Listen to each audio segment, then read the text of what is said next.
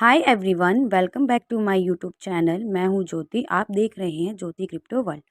आज की वीडियो में आपका स्वागत करती हूं। तो फ्रेंड्स, आज का टॉपिक है CBDC। ये CBDC क्या है और इसकी क्या ज़रूरत है और इसमें हमें क्या फ़ायदा हो सकता है। तो फ्रेंड्स, CBDC का मतलब है central bank digital currency.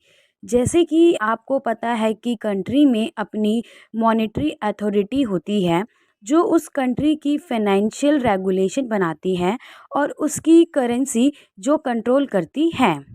India में हमारी RBI है जो यहाँ पर सारे फाइनेंशियल रेगुलेशन बनाती है और उसकी करेंसी रुपए को कंट्रोल करती है। तो CBDC का जो कंसेप्ट है सेंट्रल बैंक डिजिटल करेंसी, ये एक तरीके से वर्चुअल करेंसी है।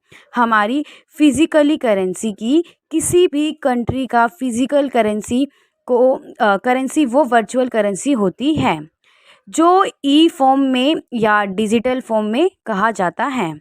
तो फ्रेंड्स, CBDC की ज़रूरत इसलिए पड़ती क्योंकि हर कंट्री की अपनी अलग अलग रेगुलेशन होती है। फॉर एग्ज़ाम्पल, स्वीडन की बात करते हैं।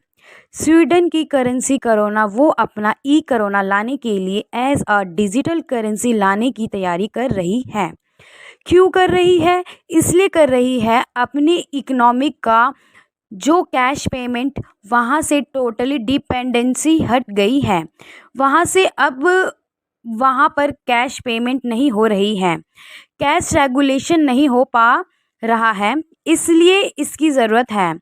यूनाइटेड स्टेट जो CBDC लाने की तैयारी इसलिए कर रही है क्योंकि वो अपनी डोमेस्टिक सिस्टम को कंट्रोल कर सके। और जहां हम इंडिया की बात करते हैं, इंडिया अपनी डिजिटल करेंसी लाने की कोशिश इसलिए कर रही है क्योंकि हमारे यहाँ पर जो मेजर पॉपुलेशन है वो बैंकिंग सिस्टम यूज़ नहीं करते हैं, उसके अंडर नहीं लाते हैं। तो वो जो पॉपुलेशन का पार्ट है वो बैंक के अंदर पैसे नहीं रखते हैं, रेगुलेशन नहीं करते हैं। तो उनका मॉनेटरी फाइनेंशियल सिस्टम में लाने के लिए इंडिया जो एक डिजिटल करेंसी यूज़ कर रही है, जो अभी तक हमारे पास आई है वो अक्टूबर तक का है, जो करीबन 83 कंट्री इस पर काम कर रही है।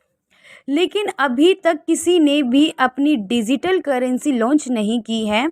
इन सब कंट्री में से सबसे आगे चाइना है क्योंकि चाइना ने अपना काम सबसे पहले शुरू कर दिया था और अभी प्रोग्रेस में भी है। ये डिजिटल UN लाने का, ये अपनी डिजिटल करेंसी जल्द ही लॉन्च कर देगी। दोस्तों, दूसरी चीज़ ये है कि डिजिटल करेंसी इंडिया में आने की बात हो रही है, वो दो टाइप की करेंसी की बात हो रही है। जो हमारी पहली करेंसी है वो है हमारी होलसेल CBDC और जो हमारी दूसरी करेंसी है वो है हमारी रिटेल CBDC। तो जो हमारी जो होलसेल CBDC है वो इस काम में आएगी जो इंटर बैंक की सेटलमेंट, यानी एक बैंक की दूसरे बैंक प्लस RBI के साथ सेटलमेंट करने के लिए होलसेल CBDC काम में आएगी। और जो रिटेल करेंसी है वो डोमेस्टिक पेमेंट सिस्टम में काम आएगी। अब हमारा सबसे इम्पोर्टेंट क्वेश्चन है कि ये वर्चुअल फॉर्म में है। तो यस, ये वर्चुअल फॉर्म में है तो ये डेफिनेटली इसका और डोमेस्टिक करेंसी का रेशो 1:1 होता है। सपोज़ करिए कि रुपए लेकर आते हैं तो वो एक रुपए के बराबर होता है। उसी तरह से USDT जो डिजिटल करेंसी अमेरिका लेके आती है, तो जो यूनाइटेड स्टेट का डॉलर है वो डिजिटल करेंसी का 1:1 का रेशो होगा।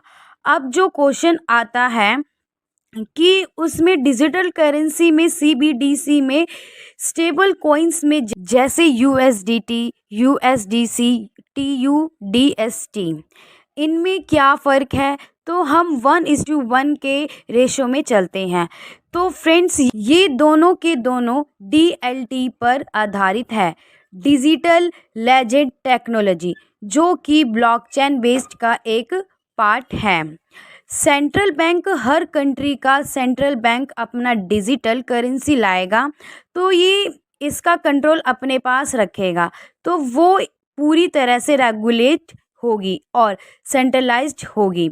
जबकि जो हमारी स्टेबल कॉइन्स जो ब्लॉकचेन पर आधारित है, वो जो है नॉन रेगुलेशन में आ जाती है। इस तरीके से अभी तो ये नॉन रेगुलेशन में है और हमारी गवर्नमेंट इसे रेगुलेट करने की कोशिश कर रही है, लेकिन ये पूरी तरह से डिसेंट्रलाइज्ड है।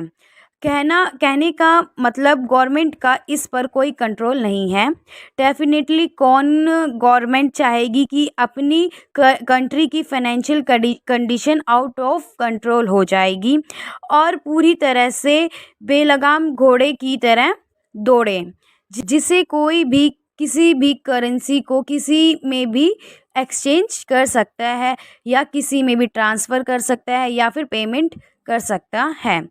इसीलिए सीबीडीसी ज़रूरी है लोगों के लिए और हर एक कंट्री इस पर काम कर रही है। और कमेंट करके बताइएगा कि इंडिया में सीबीडीसी लाना चाहिए या ब्लॉकचेन बेस्ड पर काम करना चाहिए।